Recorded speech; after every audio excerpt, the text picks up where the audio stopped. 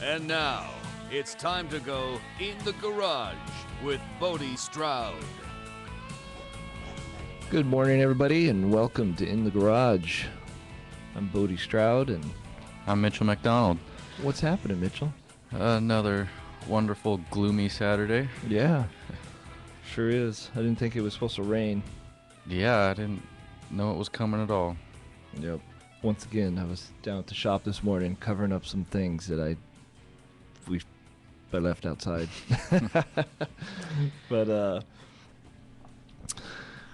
all right, what do we got going on today? We got we're gonna have Shannon from Redline Gauges with us today. Woohoo! That's what it says here on my sheet, so I had to say it.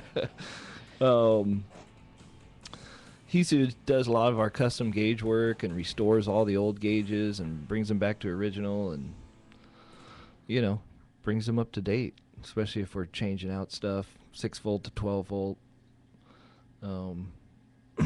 Pretty cool dude.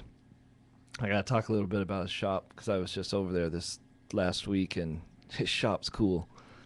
It's a little house. It's an old house, and it's right off the 14 freeway out in Santa Clarita, and it's just cool.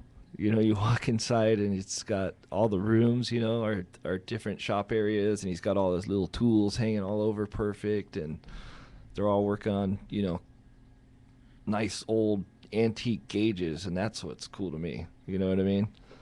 And he's got all his old skate decks hanging on the wall, and it's cool. I like it. You said he did something with his dryer? Yeah, he's got all kinds of stuff in the laundry room and washer and dryer room. That's kind of like his little paint room where he paints the gauges and stuff. And I think he's got something to where he actually dries them in the dryer. I don't know. That's just my guess, but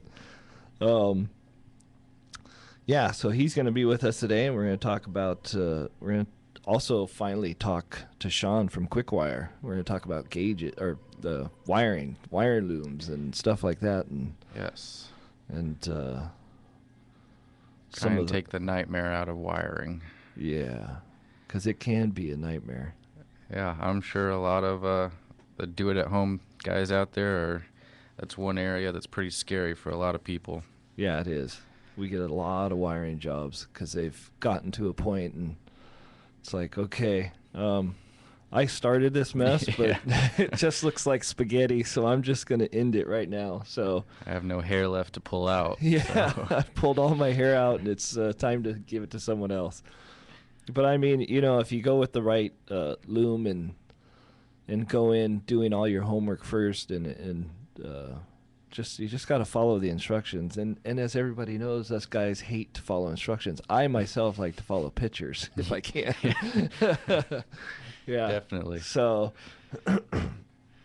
but I mean, there's you know, there's a lot of do's and a lot of don'ts. You know, it's, you know, most of our cars we try to hide most of the wiring so you don't see it, and so you know, we're gonna try and help you, the listener, talk to you about how we do it and how we hide it and the do's and don'ts, and you know. Yeah, I think most of wiring is the actual preparation. Yeah, it is. What you do before. And then the important thing is, just like you were saying, Mitchell, before we got started, you don't want to let the smoke out of the wires. Yes. You want to keep it inside the Smoke plastic. is supposed to be inside. Because we've had a few times ourselves where there's been panic mode. But yeah, so we're going to talk to Sean here from Quickwire and get some ideas and tips from him. So we'll be right back. Don't leave to wash those hands. We'll be right back in the garage with Bodie Stroud.